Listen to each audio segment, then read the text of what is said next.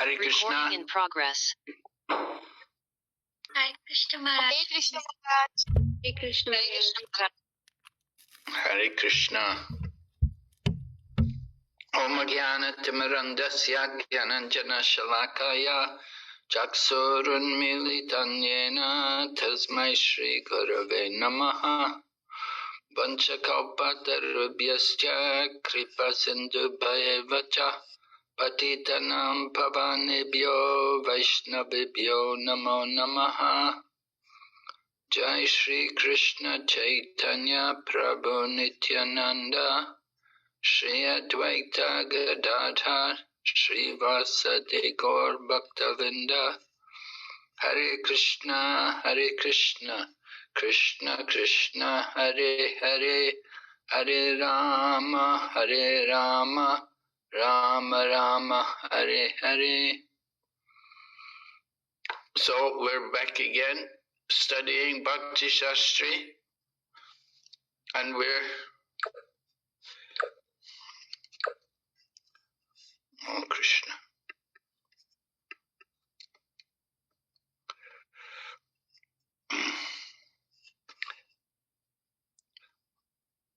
Let me open the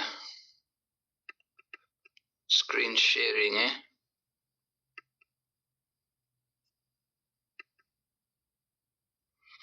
Okay.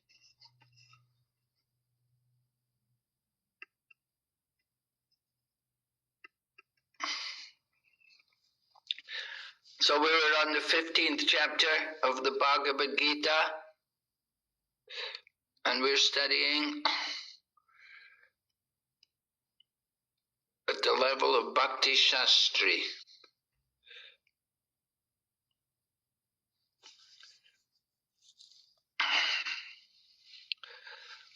We tried to cover these verses last night. Significant philosophical points relevant for preaching Krishna consciousness in 15.7 and 15.15. Significant philosophical points. Mami Vamsa Jiva Loke, Jiva Bhuta Sanatana. So one very important philosophical point, we're all eternal parts and parcels of the Supreme Lord. Manashastani Indriyani Prakriti Stani Karshati. We're struggling very hard with the six senses and the mind. So we don't have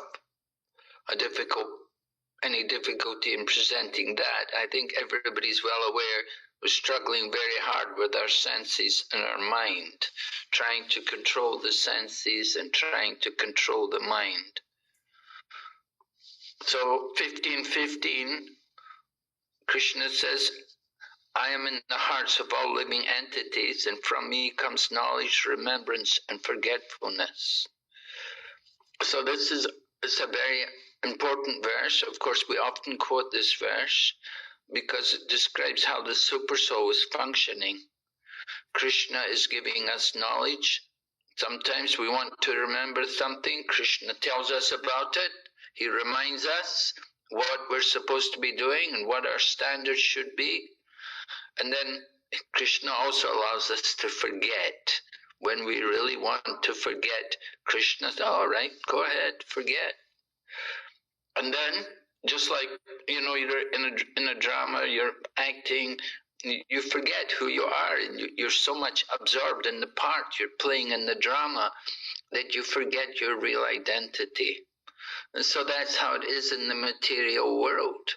We forget that we're spirit souls, and we become enamored with our material bodies, and we think, I'm a young person, I'm a young woman, I'm someone's wife, or I'm someone's husband, I'm a doctor, or I'm a teacher, I'm a nurse, whatever. We identify with the material body, and we forget our actual spiritual identity.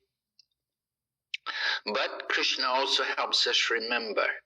When we want to really remember something, Krishna helps us about that. And then the second half of the verse, by all the Vedas I am to be known, and I am the author and I am the compiler of the Vedas. So we'll be speaking about that in a minute. And then the other verse, 14:3 and 4, significant points in relation to this verse. A list of social, moral, environmental, and scientific issues this verse addresses. Who remembers this verse, 14:3, 4? Many of you spoke about it. Several of you spoke about it. Yes, Maharaj. That Krishna is the seed-giving father and this material nature is the mother, the place where the birth happens. Okay. And so Krishna is saying he's a seed-giving father. So social, moral, environmental, that if we have that consciousness, everything is in relation to Krishna, then certainly the environment, the conditions of the environment can be so much improved. We'll be more respectful to the environment. We'll be more respectful to the other forms of life. Social, we will respect people of different races and different origins and different beliefs. Moral, we'll practice religious principles. We will respect Lord Krishna as the Father and we want to follow his teachings. Like that, these kind of things we want. You can constantly think about different verses in the Bhagavad Gita and think how to apply them. Okay, we'll go ahead. Here you can see 15:15 again, and there's Srila Vyasadeva, right? Srila Vyasadeva, he wrote the Puranas, he had the Vedas written down. Vedas are eternal knowledge, but he compiled the Vedanta Sutra. Because the Vedas are so vast, Srila Vyasadeva presented the Vedanta Sutra, the Vedas in a condensed form. Right? The end of knowledge in a sutra, in a very condensed form. And of course the Mayavadis, they spend a long time speculating on what is the real teaching behind the Vedanta Sutra. Vedanta Sutra is actually Nyaya, is logic. So the Lord in his incarnation as Vyasadeva compiled the Vedanta Sutra. Here the Lord is giving, in summary, the contents of the Vedanta Sutra. Vedanta Krit, Vedavid, Eva Chaham. Krishna is saying, I am the author. In other words, the Vedas are coming from Krishna. It's Krishna who presented this. Tenhe Brahma Hridayadi Kavaye. Krishna put the Vedic knowledge into the heart of Brahma, the beginning of the creation. And then that knowledge came from Brahma, it comes to Narada, and Narada is the guru of Vyasa. So Vyasa got the Vedic knowledge coming through Parampara, and based on that Parampara teachings, he compiled books like Vedanta Sutra. He also compiled Mahabharat, he also compiled Puranas, and then in his mature realization, he compiled Srimad Bhagavatam, or Bhagavad Purana. Alright, so this is Srila Vyasadeva's contribution. And then we come to the Trisloki Gita. The Trisloki Gita, 3 verses, 16, 17 and 18. They're described as the Trisloki Gita because they're presenting the essence of the Vedas in 3 verses.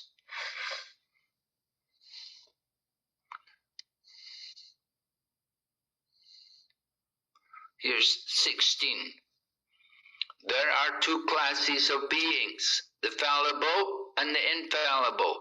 In the material world, every living entity is fallible, and in the spiritual world, every living entity is called infallible. Right? So this is the first of the Trisloki Gita. And then here's the second. Besides these two, there is the greatest living personality, the Supreme Soul, the imperishable Lord Himself, who has entered the three worlds and is maintaining them. And then 18, the third verse. Because I am transcendental, beyond both the fallible and the infallible, and because I am the greatest, I am celebrated both in the world and in the Vedas as that Supreme Person. Alright, so Lord Krishna is speaking like that. He's explaining, He is the Supreme Person. And then text 19, Lord Krishna continues, whoever knows me as the Supreme Personality of Godhead without doubting is the knower of everything. So this chapter is called Purushottam Yoga. It's the yoga of the Supreme Person. Lord Krishna is the Supreme Person. He is Purushottama. And one who knows Krishna, then he knows everything.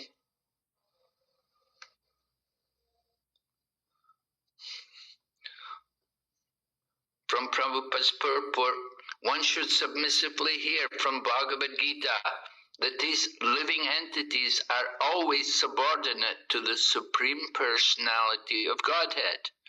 Anyone who is able to understand this, according to the Supreme Personality of Godhead, Sri Krishna, knows the purpose of the Vedas. Right? So what do you need to know the Vedas? What do you have to know? We need to know Krishna.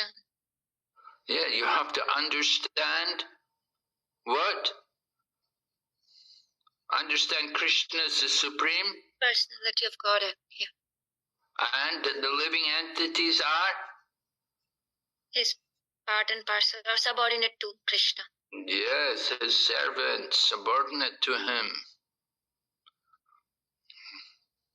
He therefore engages himself in full devotional service to me, O son of Bharat. Bhajati mam sarva bhavana Bharat. In this chapter, the first 5 verses describe the process of freeing oneself from these weaknesses of heart, right?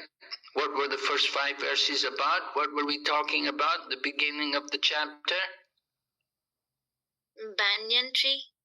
Yes, the banyan tree, right? And what does the banyan tree represent? That reflection of the spiritual. Yes, what does it represent? Don't all speak at once. One person can speak. Yes, what are you saying? Reflection of the spiritual kingdom? Well, yeah, we can say it's a reflection of the spiritual world, but it's actually representing the fruitive activities of the living entity in the material world.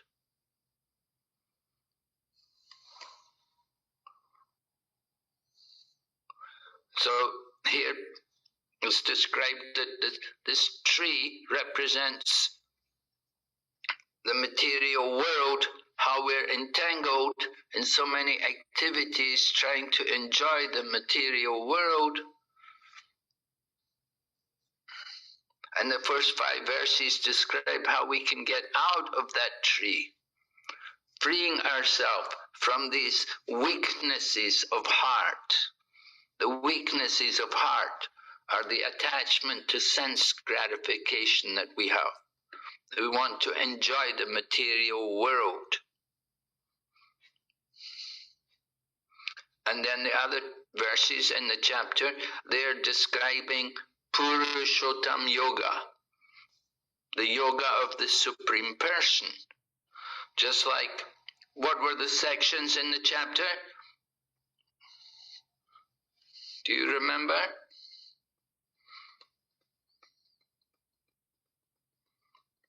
I'll go back.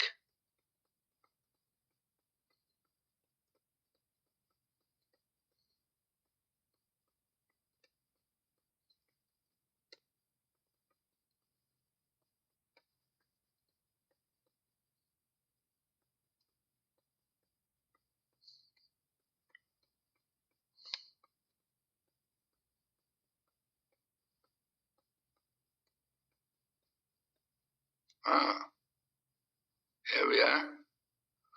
First of all, we had the banyan tree. Then, transmigration. We spoke about how we get another body. We have to give up one body. We don't want to be taking another body in the material world. We want to get out of the material world. We want to liberate ourselves.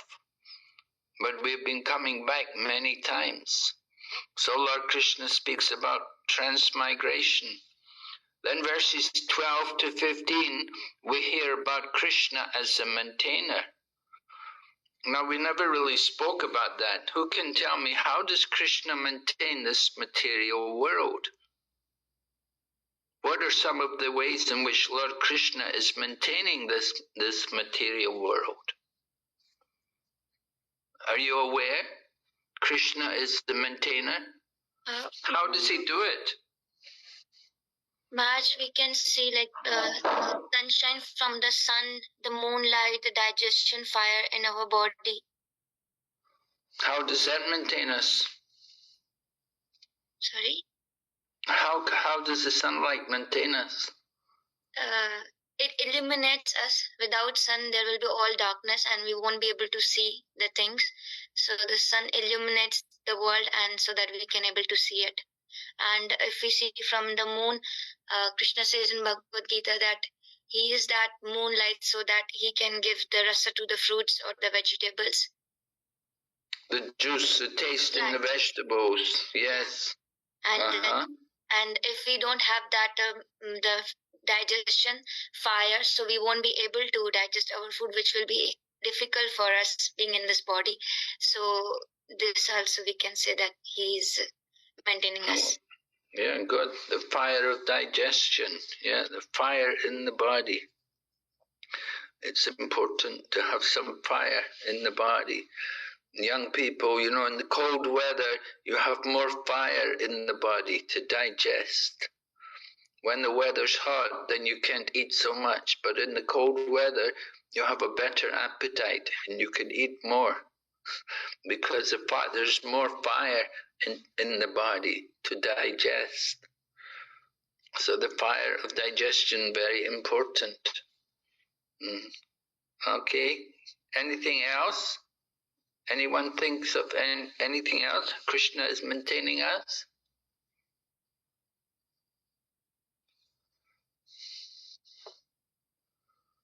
Maharaj, I also want to add one point which you have just mentioned today. Like he gives us remembrance, he gives us forgetfulness.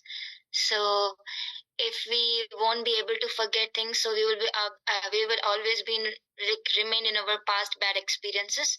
So this is how he maintaining us, that we forget something which is very unpleasant or which is not good for us. So in that way we can say that he's maintaining us. Okay, as a super soul within the heart. Yes. And also he's maintaining us as Srila Vyasadeva. Srila Vyasadeva wrote the scriptures.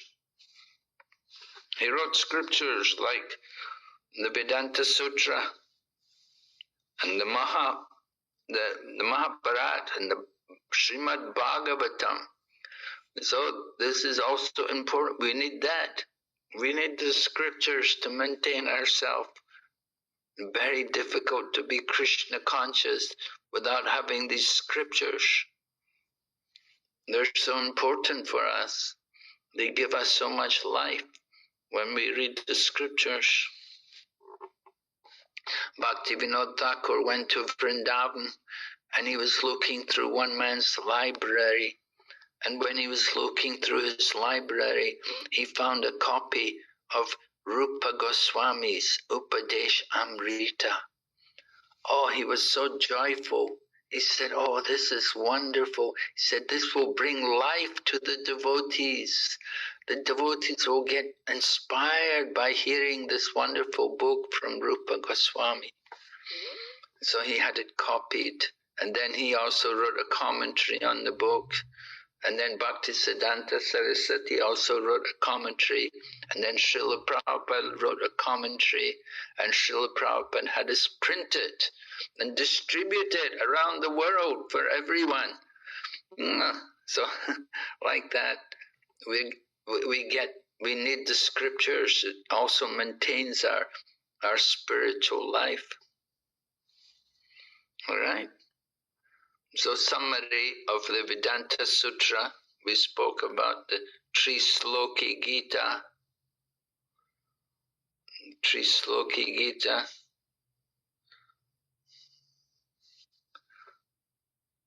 All right. Any questions, anyone? Everything clear about this chapter?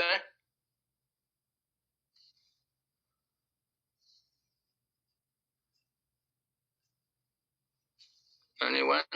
No? Remember everything about the...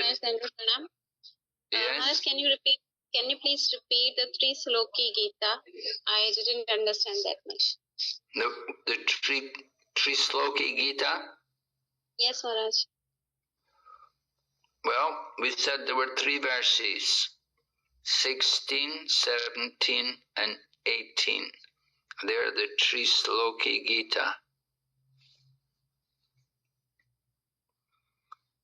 It's the essence of the Vedas described in 3 verses. Right?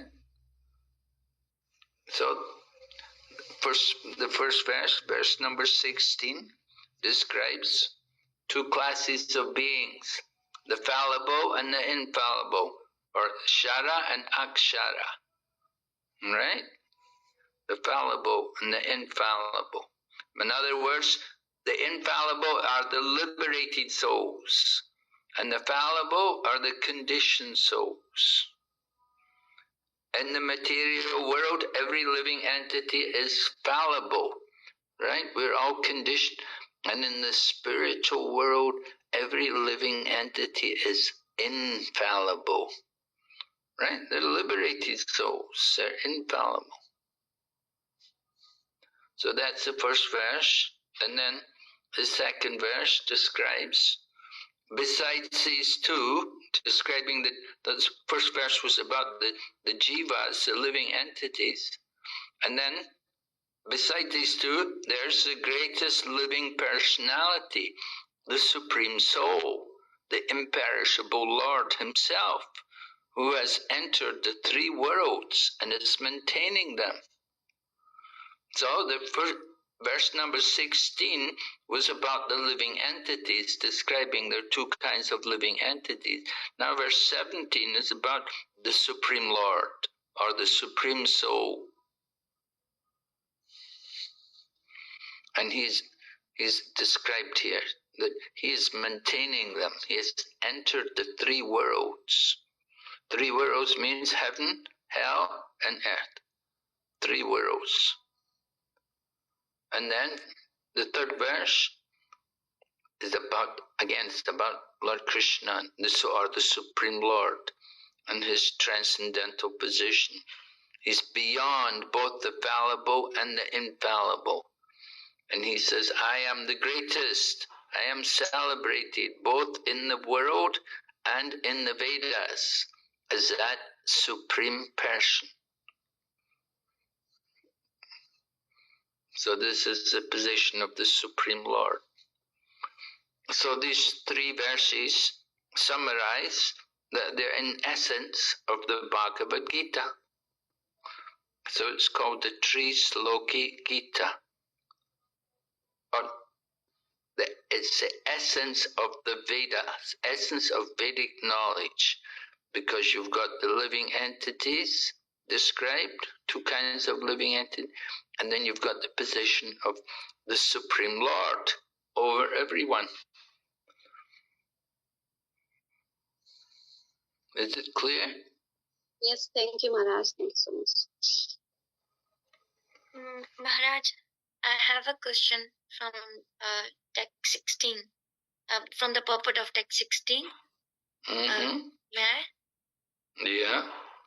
Maharaj, in that purport, Prabhupada has mentioned that they are like oneness does not mean that they have no individuality, but that there is no disunity. They are all agreeable to the purpose of the creation. Of course, in the spiritual world, there is no such thing as creation.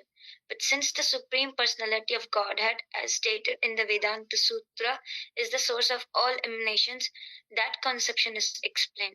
So I'm not I have some confusion here, Maharaj. It is mentioned that they are all agreeable to the purpose of the creation, the infallible one. But again, Prabhupada continues that, of course, in the spiritual world, there is no such thing as such as creation. So they know the purpose of creation, but there is nothing like the word creation exists in the spiritual world. So what does that mean, and what is the purpose of the creation if we go on for the preaching purpose, and if we come across with the atheistic or the Mayavadi? So how can we explain this, Maharaj? Well, we can explain, you see, Mayavadis, of course, they will have a hard time. But their explanation of creation, they will say life came about from chemicals. You know, that's a Mayavadi interpretation. Or everything came from the Brahman. They say, either they will say it all comes from matter or it comes from the Brahman. They don't accept the existence of any personality of Godhead. Because they're impersonalists, so they don't accept that there's a supreme person. They don't, in other words, they don't believe in God. They say, well, we're all God, they will say. So, try to understand that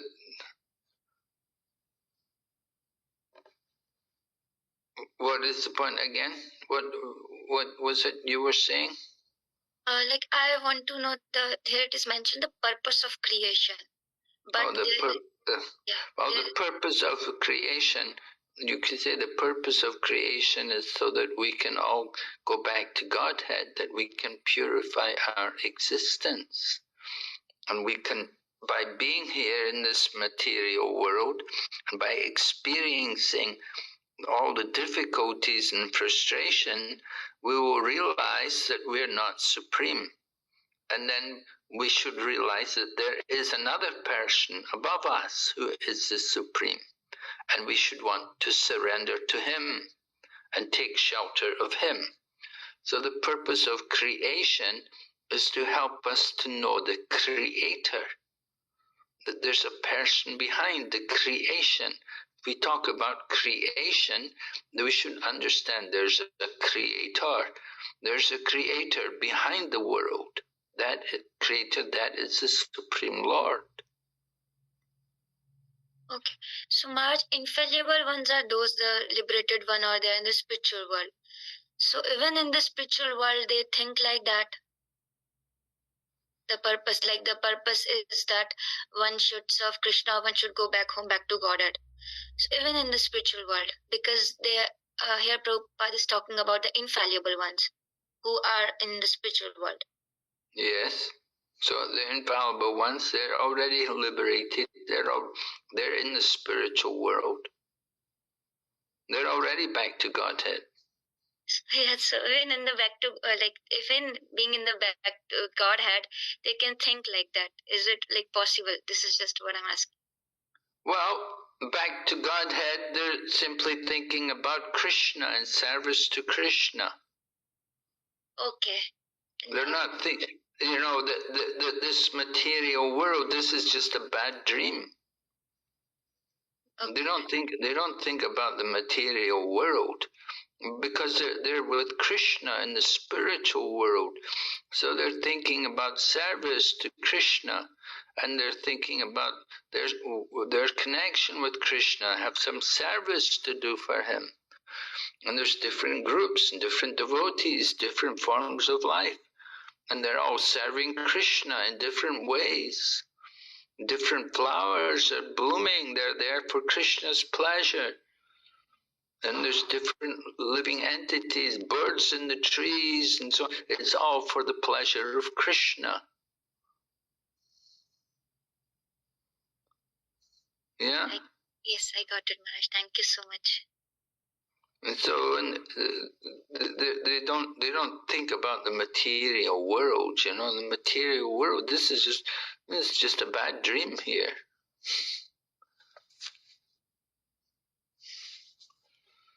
Right? They think about getting out of this place. All right.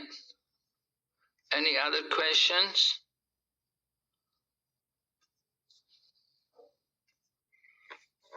So two classes of people, the liberated and the conditioned. Right? In the spiritual worlds, everyone's liberated. Then Krishna describes about the Supreme Lord. Besides these two, meaning the conditioned souls and the liberated souls, there is the greatest living personality, the Supreme Soul, who has entered the three worlds and is maintaining them. And you can see how he's maintaining them. Lord Vishnu, by his breathing, they're all coming from him. And then the third verse also describes the transcendental position of the Lord.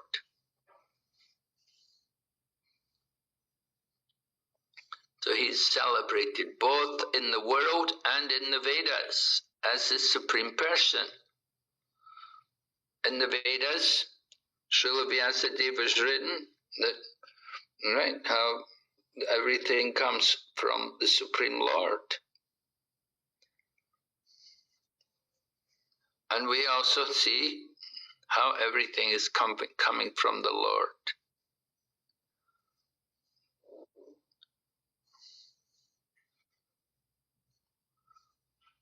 When we go to the temple, we see the Lord, and we see his deity form, and we can understand him as the Supreme Person.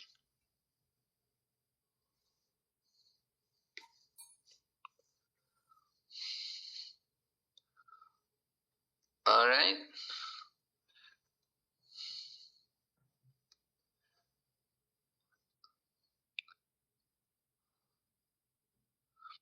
So the beginning of the chapter described about the weakness of heart, and the rest of the chapter was about Purushottam Yoga.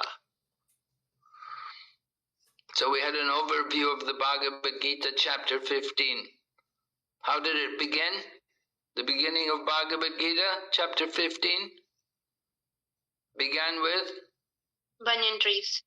the banyan tree, and then after the banyan tree came Transmigration. transmigration, and after transmigration came Krishna's Krishna as maintainer.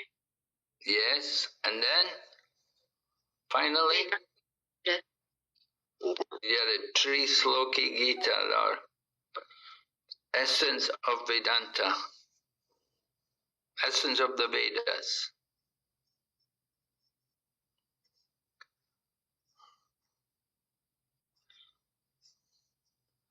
So Purushottam Yoga means to connect to the Supreme Lord.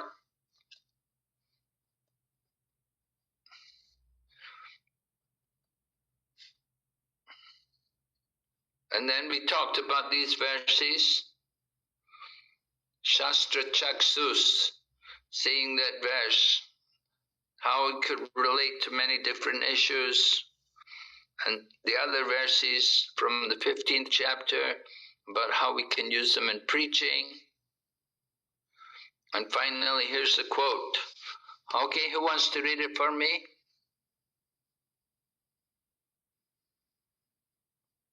Hare Krishna Maharaj, can I read it?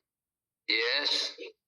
As long as the living entity is in this dark material world, he is in conditional life, but as soon as he reaches the spiritual sky, By cutting through the false, perverted tree of this material world, he becomes liberated. Then there is no chance of his coming back here. In his conditional life, the living entity considers himself to be the lord of this material world, but in his liberated state, he enters into the spiritual kingdom and becomes an associate of the spiritual lord. There he enjoys eternal bliss, eternal life, and full of knowledge. Hare Krishna. Yeah, chapter 15, verse 6, purport. Alright, Srila Prabhupada ki jai. Alright, so we've finished that chapter. We'll go on to the next chapter.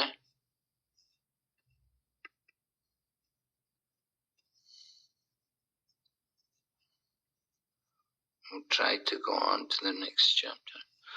Chapter 16, what is the title? Division, Divine and Demoniac Nature, right?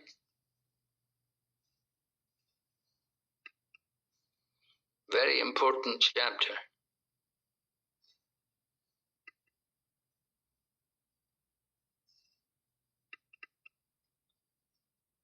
Oh, Krishna.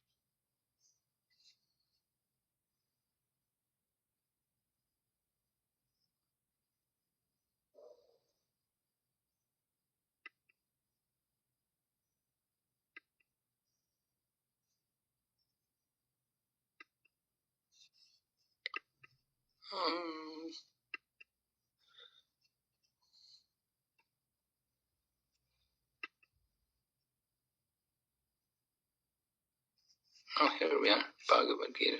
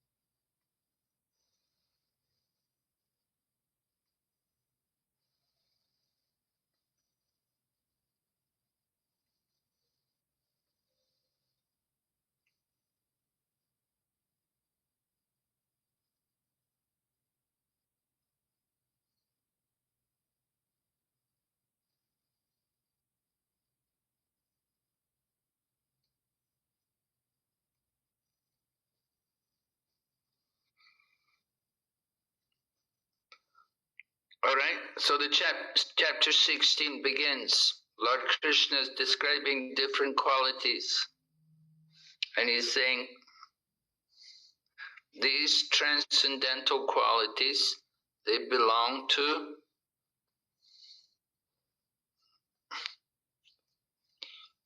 good people, belong to godly men endowed with divine nature, transcendental qualities.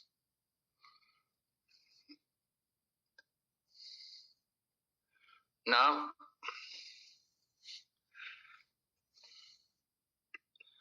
different people would be expected to have these different qualities. Not everyone's expected to be austere. Not everyone is expected to perform sacrifice or study of the Vedas. Not everyone is expected to give charity. Right? Different people have different duties according to their varna and ashram. There are different duties. Just like if you are brahmachari, then what should you do?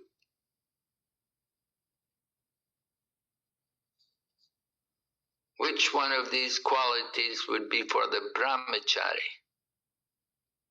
Renunciation? No. Reading Shastras? Yes, that could be one. Study of the Vedas. Cleanliness. Cleanliness. Self-control. Well, that's something which they have to develop. They won't have that immediately. But they do have to study Shastra. Generally, that's the business of... And what about grihastas? Which quality is there for grihastas? To perform their activities? To perform their karma? Well, not really. Cleanliness. Cleanliness. I don't know what you're saying. Cleanliness. Oh, cleanliness. Oh, cleanliness. Well, it could be, yes, cleanliness could be one of the duties of grihastas. They should be clean, very clean. It's important in household life, family life, to be clean, to keep the house tidy. Generally, that's a duty of the wife. You know, if one's a householder, then the wife, her duty is to keep the house clean. Problem comes once she has a child. Maybe she has one, maybe 2, 3 children. And when the children come in the house, then it's very difficult to keep the house clean, because children tend to be a little dirty and leave things around, and they have toys and play with things. And,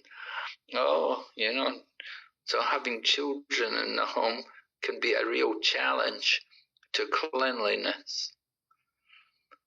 But one thing householders are meant to do, although it's difficult, but they're supposed to give charity.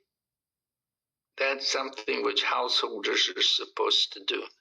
They're supposed to be charitable. It doesn't mean necessarily that they have to give money. They may give shelter. They may give the holy name, like that. But charity is something which householders would be doing. What about vanaprasthas?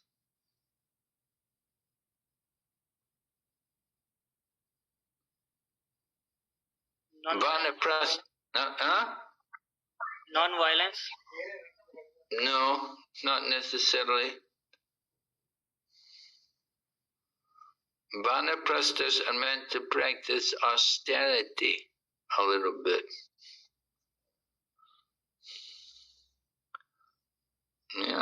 Vanaprastha, retired, right? So they're retired, they're free from material goods, so they're meant to be preparing themselves for the next life. So they practice some austerity. And then in this way they can be detached. They get detached from the material world. So that's helpful, to get detached and practice some austerity.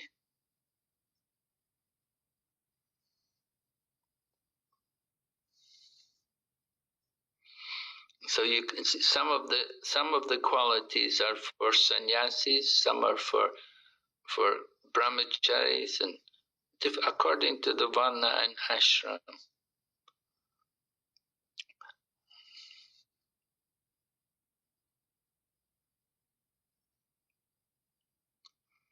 Gentleness. Gentleness is a quality for a Brahmana. Brahmanas are in Bhagavad Gita, in the 5th chapter, Krishna said, Vidya Vinaya Sampani, Brahmani Gavihastani. He's talking about a learned and gentle Brahmana. So Brahmanas should be learned and they should be gentle. Renunciation, that is for sannyasis.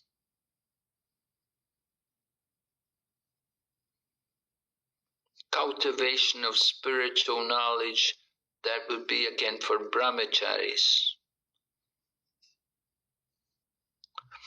Fearlessness, that is a quality meant for really sannyasis. Just like Prabhupada went to America, did not know anyone, and he did not have any money. See, that is real fearlessness. To go to a foreign country, not knowing people and not having any money, you have to be very brave to do that.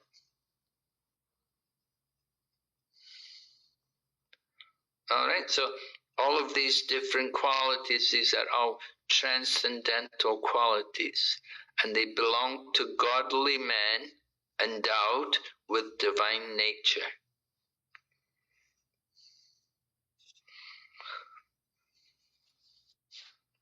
All right, so someone can read for me here?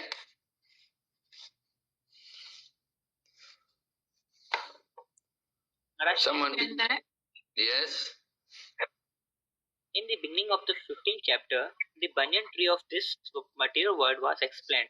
The extra roots coming out of it were compared to the activities of the living entities, some auspicious, some inauspicious. In the 9th chapter, also the devas or godly and the asuras, the ungodly or demons, were explained. Now, according to Vedic rites, activities in the modes of goodness are considered auspicious for progress on the path of liberation, and such activities are known as Devi Prakriti.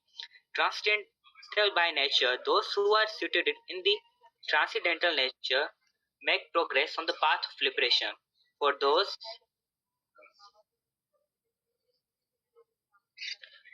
who are acting in the mode of passion and ignorance, on the other hand, there is no possibility of liberation. Either they will have to remain in this material world as human beings, or they will descend among the species of animal or even lower life forms. In the 16th chapter, the Lord explained both the transcendental nature and its attendant qualities and the demonic nature and its qualities. He also explains the advantages and disadvantages of these qualities. आगे महाराज read. The word abhijapsya, in reference to one born of transcendental quality or godly tendencies, is very significant. To beget a child in a godly atmosphere is known in the Vedic scripture as garbhadhana samskara. If the parents want a child in the godly qualities, they should follow the 10 principles recommended for the social life of the human being. In Bhagavad Gita, we have studied also before that sex life for the begetting a good child is Krishna himself. Krishna life is not condemned, provided the process in used in Krishna consciousness. Those who are in Krishna consciousness at least should not beget children like cat and dogs, but should beget them so that they may become Krishna consciousness after birth. There should be the advantage of children born of a father and mother absorbed in Krishna consciousness. The social all right, thank you. So those who are in Krishna consciousness, they have a duty, right? They have a duty. They have to behave like devotees. And they have to, if they're married, then in married life they should want to have children, bring up a family. And they should want these children will be in Krishna consciousness.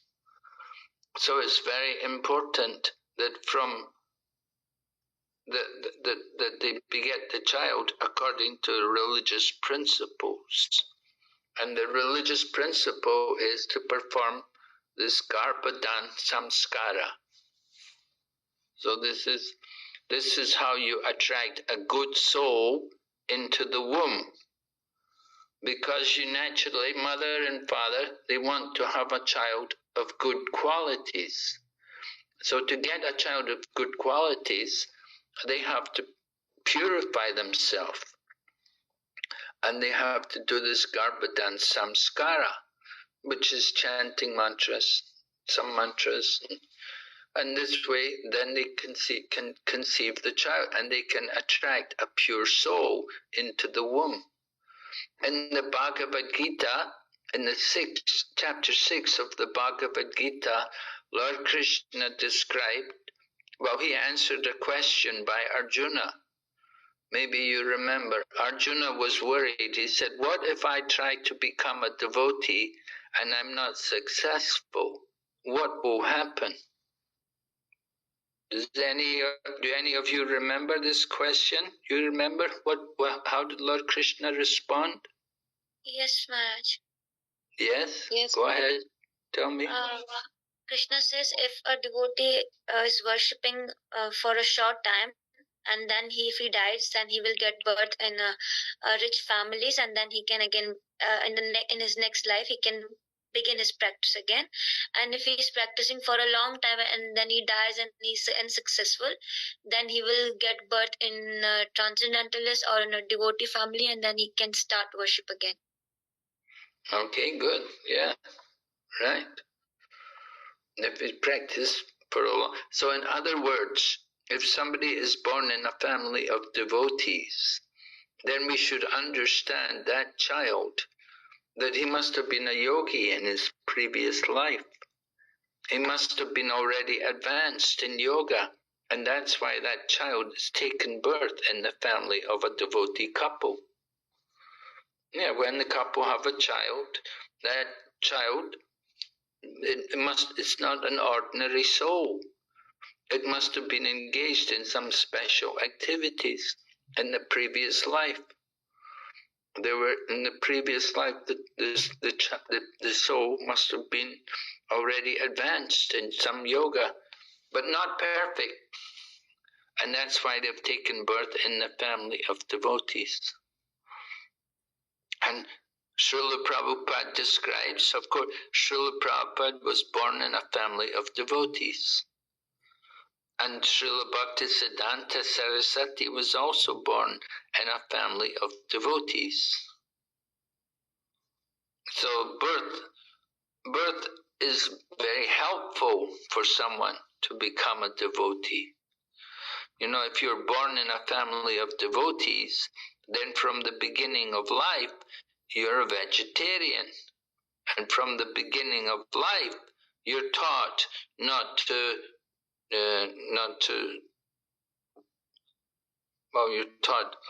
to use your left hand to eat. You're taught to offer obeisances to the deities. You're taught to only eat prasadam. Many things you learn in the family. And Srila Prabhupada, of course, he said his whole life he never even drank tea because his father brought him up like that. His father wanted him to be a devotee. His father had him learn to play the mridanga when he was a child, because his father didn't want him to be a worldly person. He wanted him to be a devotee. So when the parents are devotees, then they can bring up the children to also be devotees. So to be born in the family of devotees it's a great fortune, very special. And we should understand that these children are special souls. And that's why they're born in devotee families. And they become, from the beginning of life. They're vegetarian.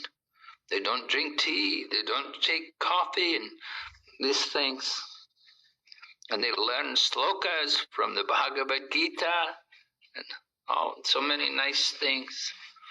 So Prabhupada is saying, those who are in Krishna consciousness, they should not beget children like cats and dogs, but they should have children so that they may become Krishna conscious. Actually, Prabhupada says, in devotee couples, they should have a child who is an incarnation of God. That when they want a child, they should want a child who is an incarnation of God. Or if the child is not an incarnation of God, at least they should think that this child will not take birth again. This will be the child's last birth. So that's very nice. That the child is born in Krishna consciousness and brought up in Krishna. Sometimes, we get couples coming to Krishna consciousness, and it's very difficult for their children because they brought the children up not to be devotees. They brought their children up eating meat and taking non-vegetarian food, these things. So when the couple become devotees, then it's the children, they don't want to change because they've been eating meat. So that's a big problem. Try to change people.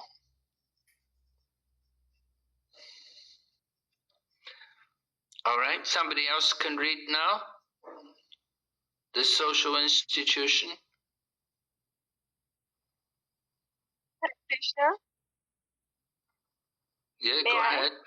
Yeah, please. The social institution known as Varna Ashrama Dharma, the institution dividing society into 4 divisions of social life and 4 occupational divisions or caste, is not meant to divide human society according to birth. Such divisions are in terms of educational qualifications. They are to keep the society in a state of peace and prosperity. The qualities mentioned herein are explained as transcendental qualities meant for making a person progress in spiritual understanding so that he can get liberated from the material world. In the Varna Ashrama institution, the sannyasi or the person in the renounced order of life is considered to be the head or the spiritual master of all the social statutes and orders. A Brahmana is considered to be the spiritual master of the 3 other sections of a society, namely the Kshatriyas, the Vaishyas, and the Shudras. But a sannyasi who is on the top of the institution is considered to be the spiritual master of the Brahmanas. Also, for a sannyasi, the first qualification should be fearlessness, because a sannyasi has to be alone without any support or guarantee of support. He has simply to depend on the mercy of the Supreme Personality of Godhead. If one thinks after I leave my connection, who will protect me? He should not accept the renounced order of life. One must be fully convinced that Krishna or the Supreme Personality of Godhead in his localized aspect or Paramatma is always within, that he is seeing everything and he always knows what one intends to do. One must thus have firm conviction that Krishna as Paramatma will take care of a soul surrendered to him. I shall never be alone. One should think, even if I live in the darkest region of a forest, I shall be accompanied by Krishna and he will give me all protection. That conviction is called abhyam, fearlessness. This state of mind is necessary for a person in the renounced order of life. Then he has to purify his existence. There are so many rules and regulations to be followed in the renounced order of life. Most important of all, a sannyasi is strictly forbidden to have any intimate relation with a woman. He is even forbidden to talk with a woman in a secluded place. Lord Chaitanya was an ideal sannyasi, and when he was at Puri, his feminine devotees could not even come near to offer their respects. They were advised to bow down from a distant place. This is not a sign of hatred for women as a class, but it is a stricture imposed on the sannyasi not to have close connection with women. One has to follow the rules and regulation of a particular status of life in order to purify his existence. For a sannyasi, intimate relations with women and possession of wealth for sense gratification are strictly forbidden. The ideal sannyasi was Lord Chaitanya himself, and we can learn from his life that he was very strict in regards to women. Although he is considered to be the most liberal incarnation of Godhead, accepting the most fallen conditioned souls, he strictly followed the rules and regulation of the sannyasa order of life in connection with association with women. One of his personal associates, namely Chota Haridasa, was associated with Lord Chaitanya along with his other confidential personal associates, but somehow or other this Chota Haridasa looked lustily on a young woman, and Lord Chaitanya was so strict that he had once rejected him from the society of his personal associate. Lord Chaitanya said, for a sannyasi or anyone who is aspiring to get out of the clutches of material nature and trying to elevate himself to the spiritual nature and go back home, back to Godhead, for him looking toward material possession and women for sense gratification, not even enjoying them but just looking toward them with such a propensity is so condemning that he had better commit suicide before experiencing such illicit desires. So these are the processes for purification. The next All right, thank you. So we understand, you see Prabhupada's talking about qualifications for sannyasi, fearlessness and renunciation. So those are not meant for everyone. Women are not expected to be like that, but sannyasis are expected to be like that. All right, so someone else can read. May I, Prabhuji? Yes. Hare Krishna. The next item is Jnana Yoga Vyasati, being engaged in the cultivation of knowledge. Sannyasi life is meant for distributing knowledge to the householders and others who have forgotten their real life of spiritual advancement. A sannyasi is supposed to beg from door to door for his livelihood, but this does not mean that he is a beggar. Humility is also one of the qualifications of a transcendentally situated person. And out of sheer humility, the sannyasi goes from door to door, not exactly for the purpose of begging, but to see the householders and awaken them to Krishna consciousness. This is the duty of a sannyasi. If he is actually advanced and so ordered by his spiritual master, he should preach Krishna consciousness with logic and understanding. And if one is not so advanced, he should not accept the renounced order of life. But even if one has accepted the renounced order of life without sufficient knowledge, he should engage himself fully in hearing from a bona fide spiritual master to cultivate knowledge. A sannyasi or one in the renounced order of life must be situated in fearlessness, sattva, samshuddhi, purity, and jnana yoga, knowledge. The next item is charity. Charity is meant for the householders. The householders should earn a livelihood by an honorable means and spend 50% of their income to propagate Krishna consciousness all over the world. Thus, a householder should give in charity to institutional societies that are engaged in that way. Charity should be given to the right receiver. There are different kinds of charity, as will be explained later on. Charity in the modes of goodness, passion, and ignorance. Charity in the mode of goodness is recommended by the scriptures, but charity in the modes of passion and ignorance is not recommended because it is simply a waste of money. Charity should be given only to propagate Krishna consciousness all over the world. That is charity in the mode of goodness. Then as far as Dhamma, self-control is concerned, it is not only meant for other orders of religious society, but is especially meant for the householder. Although he has a wife, a householder should not use his senses for sex life unnecessarily. There are restrictions for the householders even in sex life which should only be engaged in for the propagation of children. If he does not require children, he should not enjoy sex life with his wife. Modern society enjoys sex life with contraceptive methods or more abominable methods to avoid the responsibility of children. This is not in the transcendental quality, but is demoniac. If anyone, even if he is a householder, wants to make progress in his spiritual life, he must control his sex life and should not beget a child without the purpose of serving Krishna. If he is able to beget children who will be in Krishna consciousness, one can produce hundreds of children, but without this capacity, one should not indulge only for sense pleasure. Sacrifice. Okay, thank you very much. Very good, thank you. Someone else?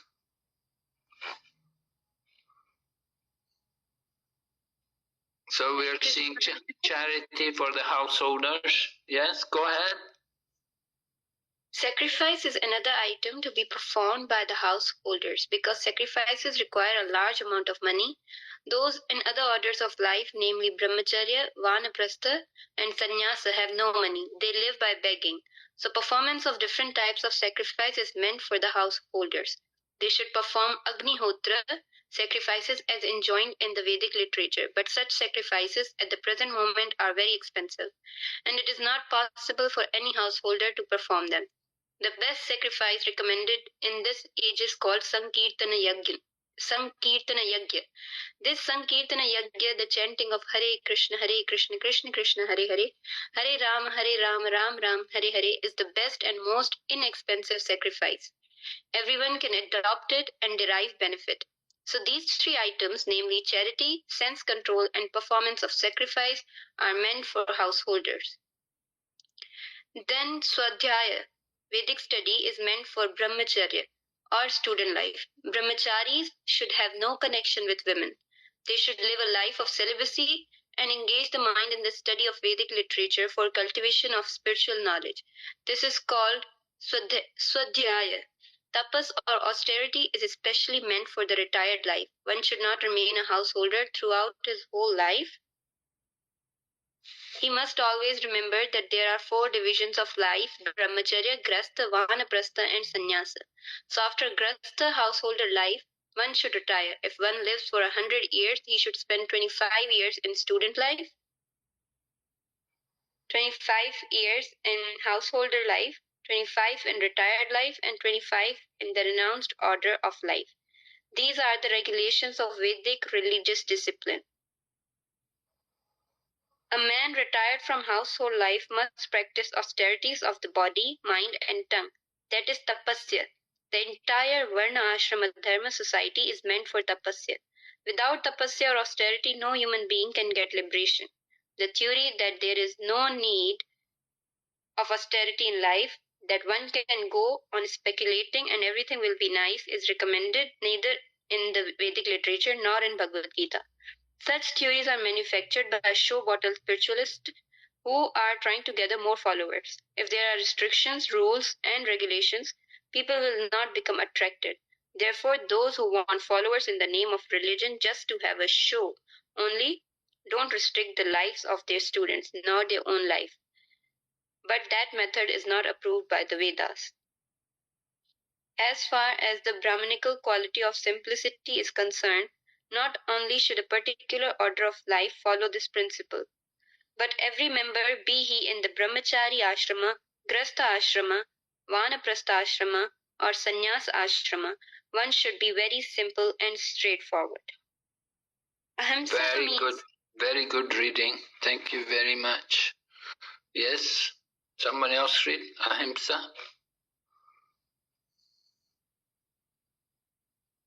Who is not read yet? May I, Maharaj? Yes. Ahimsa means not arresting the progressive life of any living entity. One should not think that since the spirit spark is never killed, even after killing of the body, there is no harm in killing animals for sense gratification. People are now addicted to eating animals in spite of having an ample supply of grains, fruits, and milk. There is no necessity for animal killing. This injunction is for everyone. When there is no alternative, one may kill an animal, but it should not be offered in sacrifice. At any rate, when there is an appel of food supply for humanity, people, a person who are desiring to make advancement in spiritual realization should not commit violence to animals. Real ahimsa means not checking anyone's progressive life. The animal are also making progress in their evolutionary life by transmigrating from one category of animal life to another. If a particular animal is killed, then his progress is checked. If an animal is staying in a particular body for so many days or so many years and is ultimately killed, then he has to come back again in that form of a life to complete the remaining days in order to be promoted to another species of life. So their progress should not be checked simply to satisfy one's palate. This is called ahimsa. Yes, right, this is important. That killing animals, you see, when the animal is killed untimely, means unnaturally the animal was killed, then they have to come back again in that form to complete their time. Just like when they kill animal, when they kill especially the cow, it's so sinful. If they kill the cows when they're young, then the cow has to come back again to complete their time in that body before they can go to the higher form of life. So ahimsa, non-violence, very important. We of course, it's a duty of who should practice ahimsa. Who do you think should practice ahimsa? Well, Prabhupada said here, real ahimsa means not checking anyone's progressive life. So not only the animals, but also people. So real ahimsa is not checking their progressive life. We have to be kind to people.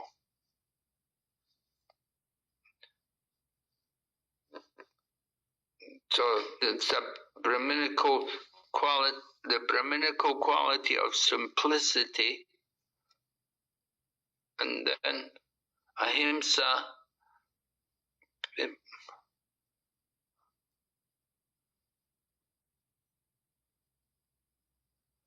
Prabhupada doesn't really say who should be practicing ahimsa.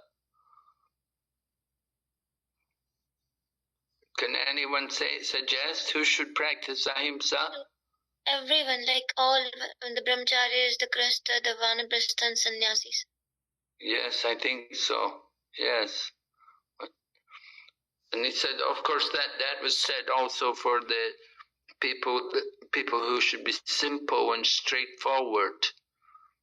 That is for everyone. Prabhupada said that's for everyone, to be simple and straightforward. I think non-violence also is for everyone. Of course, sometimes the Kshatriya may have to be violent. Some Kshatriyas may have to be violent, they may train.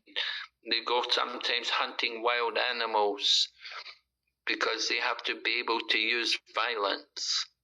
Sometimes they have to fight to defend their kingdom. Sometimes they have to fight to defend the palace. Different things which they have in the palace. So ahimsa is an important quality. All right, Satyam, go ahead. May I read? Yes. Satyam, this word means that one should not distort the truth for some personal interest. In Vedic literature, there are some difficult passages, but the meaning or the purpose should be learned from a bona fide spiritual master. That is the process for understanding the Vedas. Shruti means that one should hear from the authority.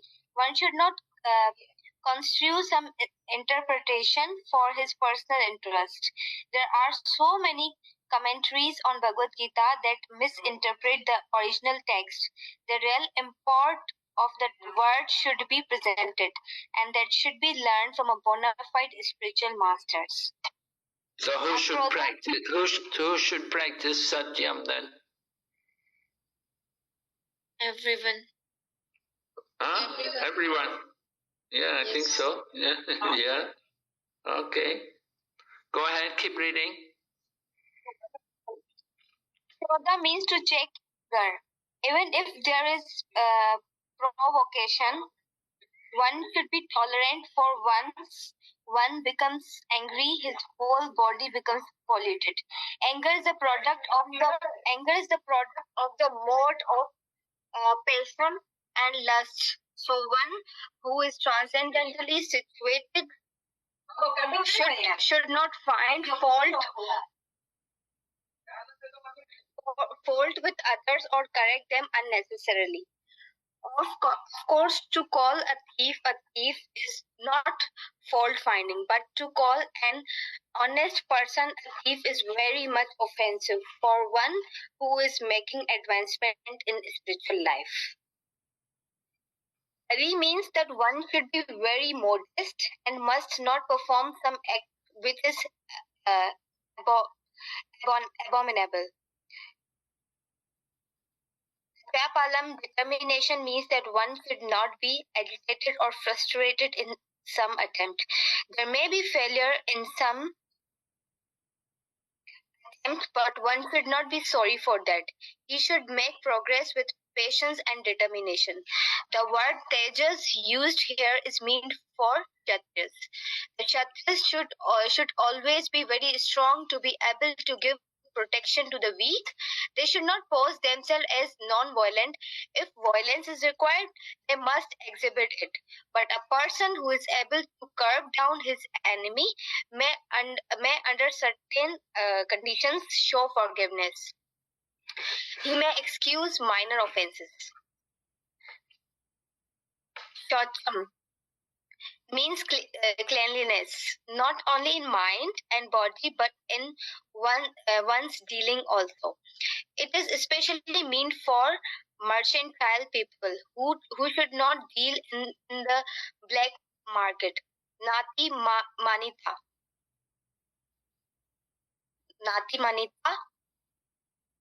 not expecting honor, applies to Shudras, the worker class, which are considered according to Vedic injunctions to be the lowest of the four classes. They should not be puffed up with unnecessary prestige or honor and should remain in their own status. It is the duty of Shudras to offer respect to the higher class of the upkeep of the social order. Very good. All right. Thank you. Thank you.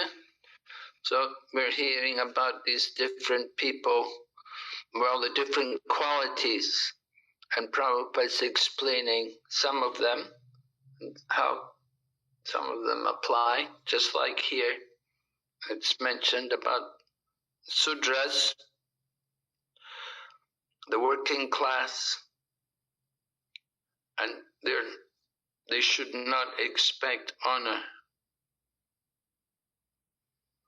And Socham, cleanliness, meant for the mercantile people. They should not deal in the black market.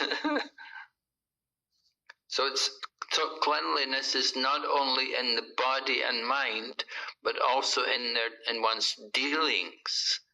So dealings must be pure, or we shouldn't deal in the black market. That's the idea. And the Sudras said they should be humble and give respect.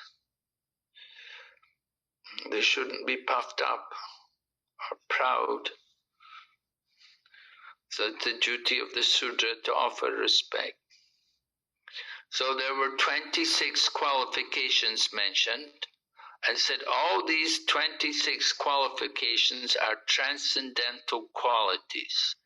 They should be cultivated according to the different statuses, social and occupational order, right? Some are for Vaishyas, some are for Sudras, some are for Kshatriyas, some are for Brahmins.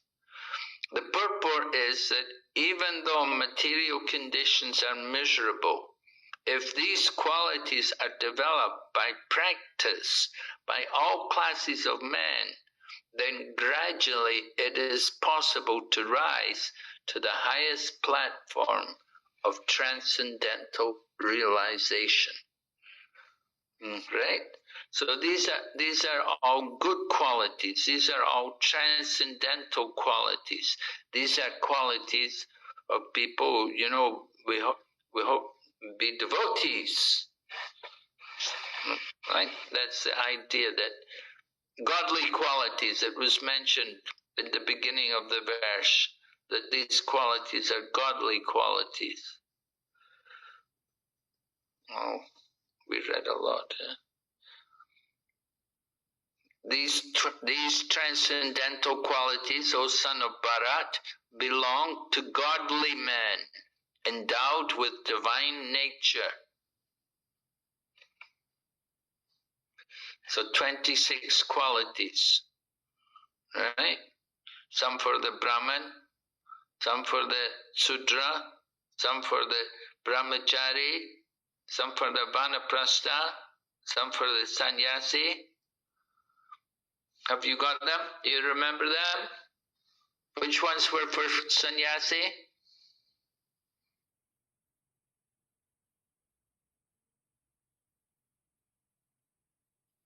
Renunciation. Renunciation of knowledge. Yeah, you should have. Renunciation. Renunciation, yes. What's for the Brahmachari? So, Vedic cultivation of spiritual knowledge. Yes, cultivation of spiritual knowledge. Study of Study of the Vedas. Yes, study of the Vedas, right? Okay. What is for the Grihastha? Charity and sacrifice. Charity and cleanliness, sacrifice. Yes. And charity, cleanliness, control of the senses, right? Austerity. Non-violence, control of anger, it is for all.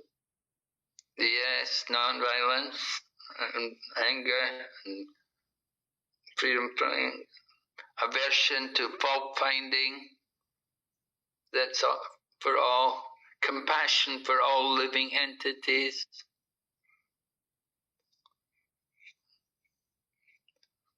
These different things. So these are all belong to godly men endowed with divine nature. Right? We're hearing about Devi Sampat and Asuric Sampat. So Devi, divine nature, the good qualities of people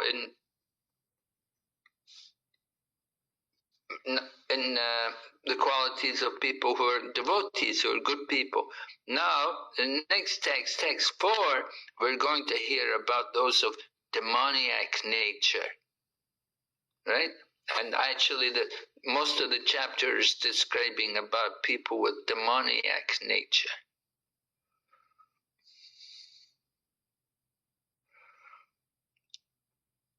All right, so the qualities are mentioned. 1, 2, 3, 4, 5, 6 qualities belong to the Dambo, Darpo, Bimanascha, Kroda, Parushyam, Evacha, Angyanam, Cha Bijatasya, Partha, Sampadam, Asurim. Pride, arrogance, conceit, anger, harshness, and ignorance. These qualities belong to those of demoniac nature, O son of Prita. So Prabhupada said, the royal road to hell is described. Right? Who's going to read for us? Read the purport. Can I read now? Yes. In this verse, the royal road to hell is described. The demoniac want to make a show of religion and advancement in spiritual science. Although they do not follow the principles, they are always arrogant or proud in possessing some type of education or such much wealth. They desire to be worshipped by others and demand respectability. Although they do not command respect our trifles, not gently, they do not know what should be done and what should not be done. They do everything whimsically according to their own desire, and they do not recognize any authority. These demonic qualities are taken on by them from the beginning of their bodies and the womb of their mothers, and as they grow.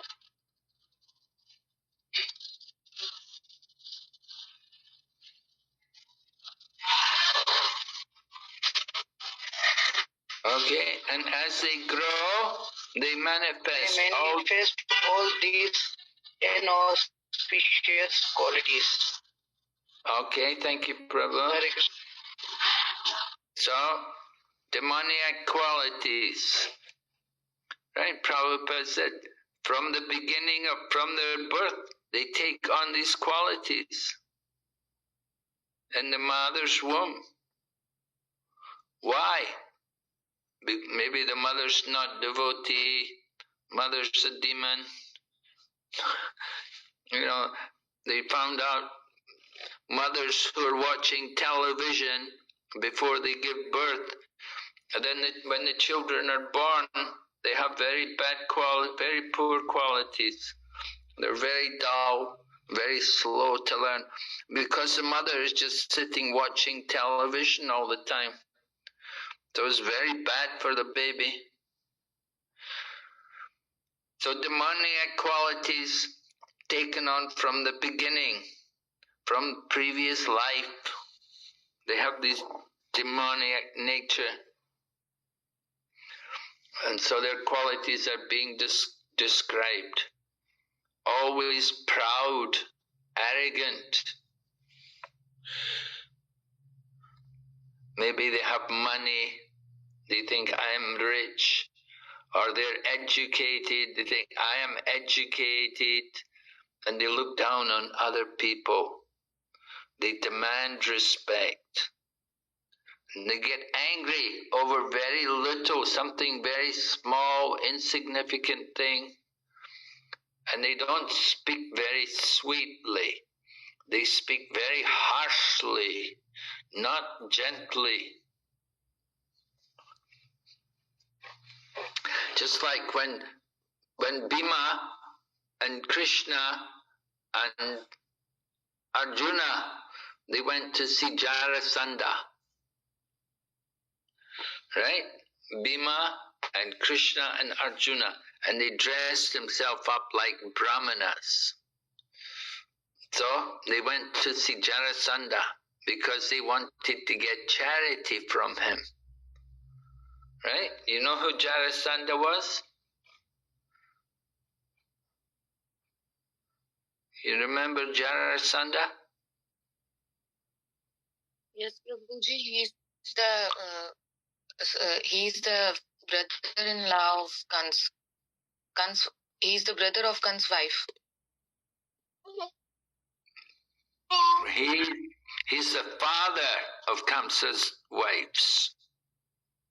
Yeah. His daughters were married to Kamsa. Jarasandha's daughters were married to Kamsa. So when Krishna killed Kamsa, his daughters all came home and they said, we're widows, our husband is being killed by Krishna. So Jarasandha said, then I'm going to kill Krishna. So Jarasandha was going to kill Krishna. But of course,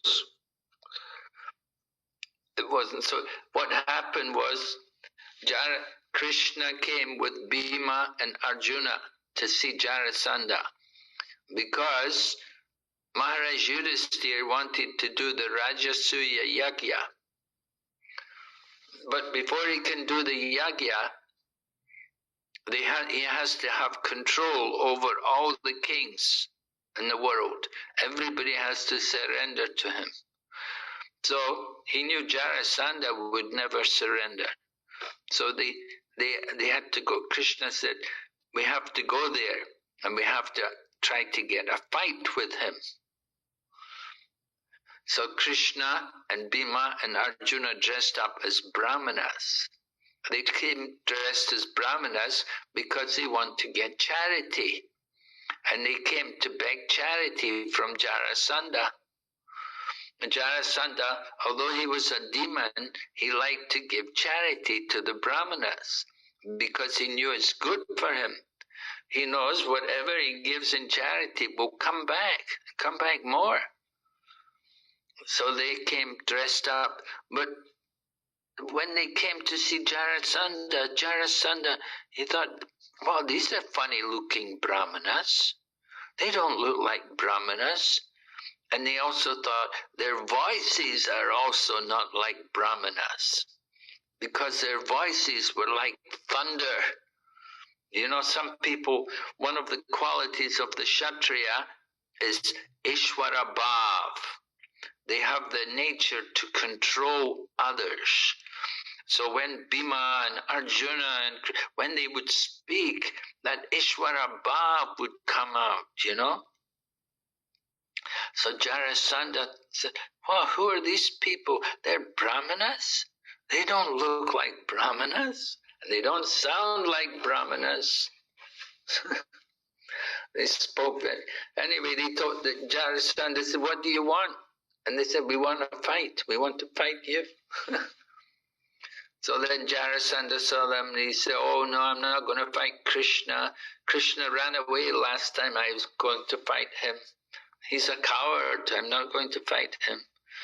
And he said, Arjuna, he's not strong enough. He said, I'll fight Bhima. He's strong. He'll give me a good fight. I'll fight with Bhima. So the two of them fought. And you know, of course, Krishna helped. Krishna showed Bhima how to defeat Jarasandha. That way, Jarasandha got killed by Bhima. Anyway, the point is, Kshatriyas, they speak powerfully. But here, the demonic people, they speak angrily, and they speak harshly, not gently. Right? The mode of goodness, we should say things which are pleasing to others. We want to say things which are pleasing to people. Don't want to just disturb people. So we have to understand there's these two natures. There's the Devi Sampat and Asuric Sampat. Now, somebody said to me, oh, there should be something in between. They say, I may not be godly, but I'm not a demon. There should be something in between. But actually, in the Bhagavad Gita, Krishna doesn't say anything in between. He said there's only two natures. There's the Devi Sampat and Asuric Sampat. You're either one or the other. There's nothing between them, right? So we do want to try to cultivate the good qualities, the Devi Sampat.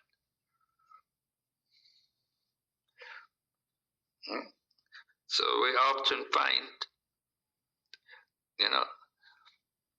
people can be demoniac, but they can become devotees. They can be changed. We have to make people aware.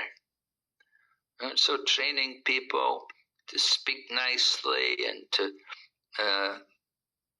behave properly according to the proper etiquette is very important. And also, we want to make sure, people having children, that we want to bring nice devotees into the world. You don't want to bring the demons into the world. You want to bring devotees. Just like Kamsa. Kamsa, he was born his mother was raped. She was raped by some demon, and the result was she gave birth to Kamsa. That's how Kamsa was born, in the same family as Lord Krishna. So birth is very important, and that women have to be taken care of, they have to be protected, their chastity, everything. So these 6 qualities, they belong to demoniac nature. Pride, arrogance, very similar. Then conceit, they're all quite similar. Anger, harshness, ignorance. Right? So, Lord Krishna is speaking to Arjuna. So in text 5 he said, the transcendental qualities are conducive to liberation. That means that the first 26 qualities, they are helpful for liberation. And the demoniac qualities make for bondage. And then Krishna says to Arjuna, don't worry, O son of Pandu, for you are born with the divine qualities.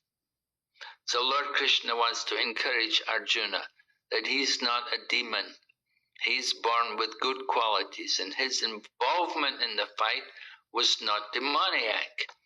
Arjuna was worried. He was thinking maybe it's demoniac. But no, Krishna is saying, no, you're born with divine qualities. Arjuna was thinking, should Bhishma and Drona be killed? You could see Arjuna thought carefully before he went and got involved in the battle. He was not impulsive. He was not acting under the modes of nature. He was controlled. So people often influenced by anger, false prestige, and harshness. So Arjuna was not like that. He was not a demon. A Kshatriya, a military man, shooting arrows at the enemy is considered transcendental, and refraining from such a duty is demoniac. Therefore, there was no cause for Arjuna to lament. Anyone who performs regulated principles of the different orders of life is transcendentally situated. Right? The regulated principles of the different orders. Just like, it's different. Kshatriya's duty is different from a Brahmana. Brahmana's duty is to worship the deity and to study the scriptures. The Kshatriya's duty is to give protection to people, to protect people from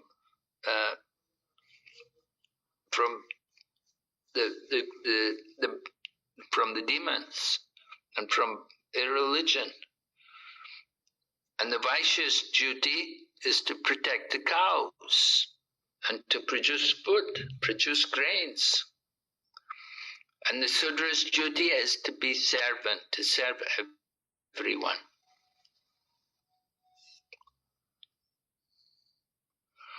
So you can here you see Lord Krishna saying, there are 2 kinds of created beings.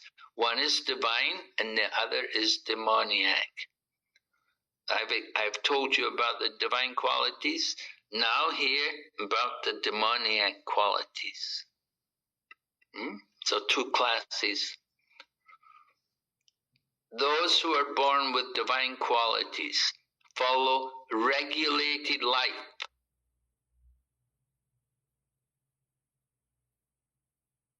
And by authorities. One should perform duties in the light of authoritative scripture. This mentality is called divine. One who does not follow regulated principles as laid down in the scripture and who acts according to his whims, then this is demoniac or asuric. There is no other criterion but obedience to the regulated principles of scripture. It is mentioned in Vedic literature both the demigods and the demons are born of the Prajapati. The only difference is one class obeys the Vedic injunctions and the other does not. Right? So of course the demigods, they obey, but the demons do not. So that's the standard, how to know who's a demon and who's a godly person. Godly people will follow the scriptures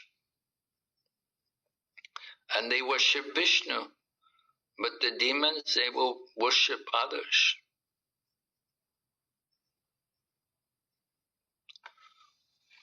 Then text number 7 is a nice verse, very popular, also often quoted. Pavritim cha nivritim cha janana vidura suraha na socham na pichacharo na satyam teshu vidyate. Pavriti and nivriti. Pavriti, the things we should do, and nivriti, the things we shouldn't do. So, the demon, he doesn't know what to do and what not to do. The one who's an asura, he doesn't know what to do, what not to do. And they don't know about cleanliness or proper behavior or truth. They have no idea. This is a demon. In civilized human society, there is some set of scriptural rules and regulation followed from the beginning.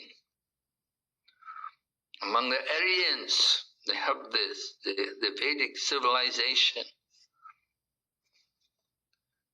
So the demons, they do not know the scriptural rules, nor do they have any inclination to follow them.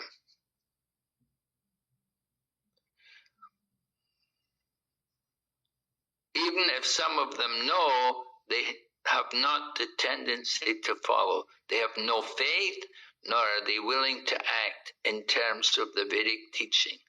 Demons are not clean, either externally or internally. One should always be careful to keep his body clean by bathing, brushing teeth, shaving, changing clothes, etc. As far as internal cleanliness, one should always remember to chant the holy names of God, chant the Mahamantra.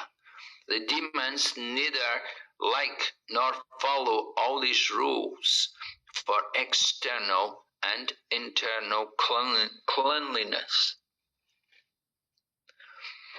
And then as for behavior, there are many rules and regulations. Human behavior, the law of the human race. Even up to today, those who are Hindu follow Manu Samhita. The laws of inheritance and other legalities are derived from this book. Now in the Manu Samhita, it is clearly stated that a woman should not be given freedom. So this is an interesting point you should consider. Women should not be given freedom. This Prabhupada is quoting from the Manu Samhita. Right? So, what do you think about that? Prabhupada said, that does not mean that women are to be kept as slaves, but they are like children. Children are not given freedom, but that does not mean that they are kept as slaves. The demons have now neglected such injunctions, and they think that women should be given as much freedom as men. However, this has not improved the social condition of the world. Actually, a woman should be given protection at every stage of life. She should be given protection by her father in her younger days, by the husband in her youth, and by grown-up sons in her old age. This is proper social behavior to the according to Manu Samhita.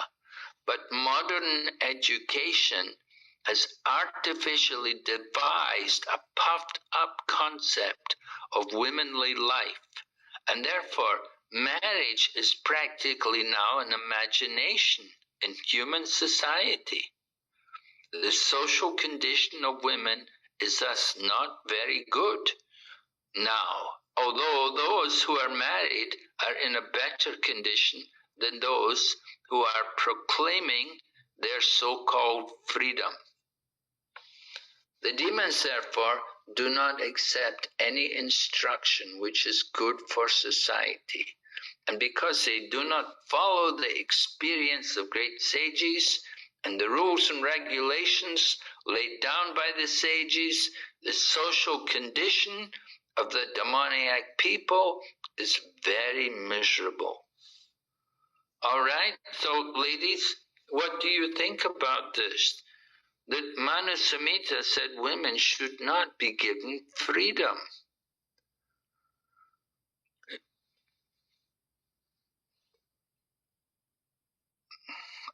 In Srila Prabhupada's time, Prabhupada was in the USA, and there was a movement called Women's Liberation.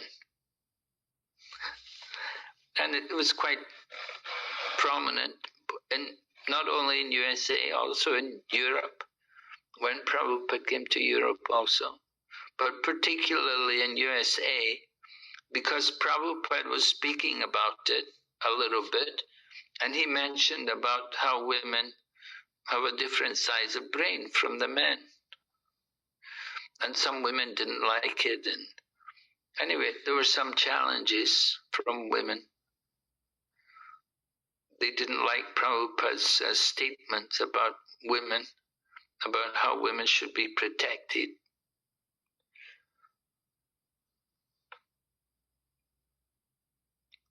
Do we have any response from our ladies here today? Maharaj, I want to add, here Prabhupada has mentioned that women should not be given the freedom. So I think I have that, about this thing I have read in the Perfect Question and Answer book by Srila Prabhupada, or not Perfect Question and Answer. It was Civilization, I guess, the book.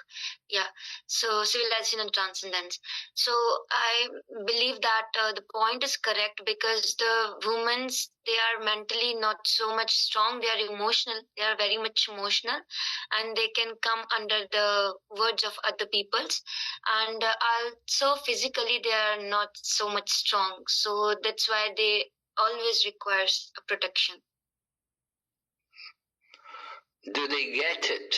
That is the question. As per my own experience, Maharaj, I don't think so that they get it. Yes, and Prabhupada even, he talks about marriage. He said marriage is practically now an imagination in human society. Yes, it's it seems like there is in human society now, it seems like there's an animal marriage. There is no human marriage exist at all. If I see from my perspective, if I see through my own experiences. So yes, that's true that here now in the society, women are not that much protected, and the marriage is also kind of imagination one. Yeah. So it's what can we say about it?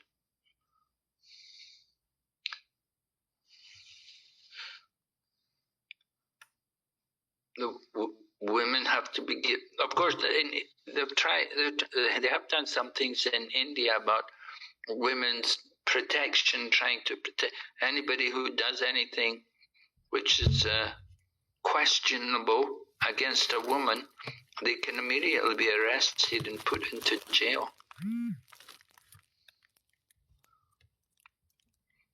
So they are trying to do something here in India. I know in the Middle East, also, for a long time, women were not allowed to drive a car. But recently they've changed the law there, and now the women are allowed to drive cars. But that doesn't mean that it gives them better protection. I don't know if it's actually good for them to be driving cars. But in Islamic law, it's like that, you know, that women were not given so much those opportunities. But they're changing some of them now.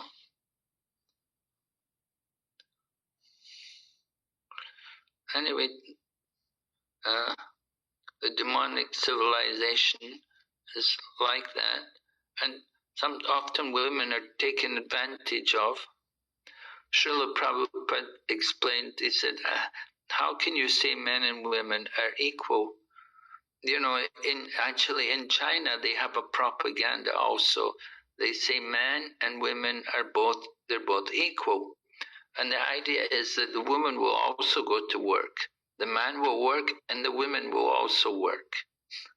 But Prabhupada said, yeah, they're both working, but it's the woman who gets pregnant. When the man and women, when there's a marriage, they're cut together, it's the woman who's going to give birth to the child. So, you know, she's going to have the child. And the man's not going to give birth to a child. It's the woman who has to carry the child. And if she has a job, it's difficult for her.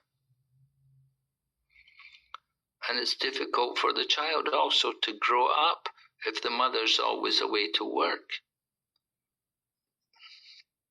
Put the child in the kindergarten or in the nursery somewhere.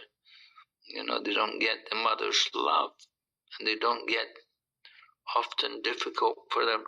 We have difficulty for devotees to find vegetarian schools and vegetarian kindergartens where the children can still be vegetarian. These are all problems.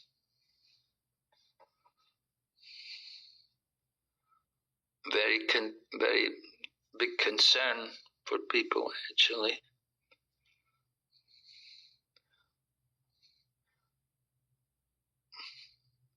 Women should be given proper protection.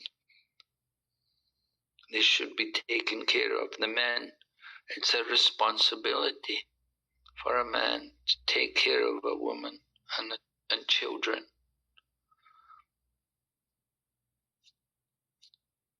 Of course, women like to go out to work. Sometimes they think, oh, it's too boring to be at home with children all day. And they prefer to go out, like to go out to be at work. But it's not really actually socially good. Because women go out to work, it means they will mix with other men. And mix with other men, it will not be good for the marriage.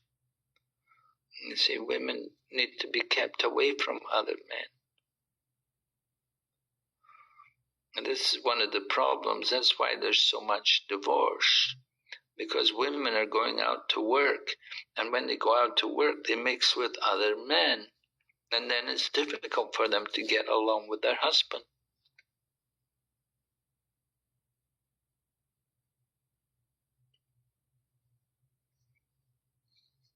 All right. Any other comments or questions on this?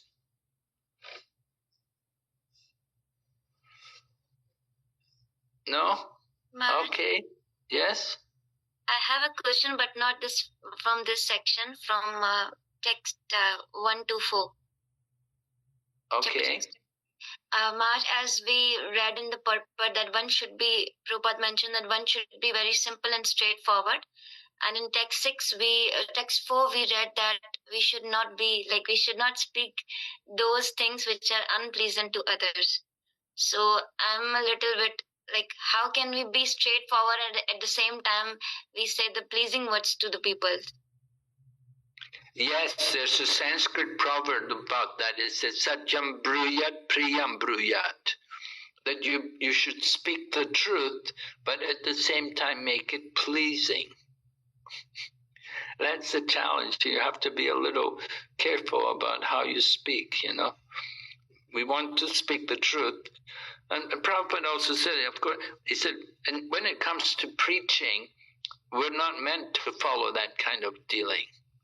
When it comes to preaching, you may have to say things which are not very pleasing to people. Just like when Vidura came and he was preaching to Dhritarashtra. So Vidura's words were not very pleasing to Dhritarashtra, but he had to say it in order to cut through the attachment to the material world. So sometimes you have to say things which are not very pleasing when you're preaching. But in ordinary social dealings with people, you want to be careful. You want to speak nicely and try to say things which are pleasing. Right? Thank you, Maharaj. Okay. All right, so we'll finish here tonight, and we'll see you next week. Give me some time to prepare. All right, so you can look over this chapter. Very important chapter. A lot of information about the demons. All right. So Hare Krishna, Srila Prabhupada ki jai. His Holiness Bhakti-Vighna Vinasa Maharaj ki jai. Thank Jai. you, Maharaj. Thank you so much, Maharaj. Hare Krishna. Hare Krishna. Hare Krishna. Hare Krishna. Hare Krishna.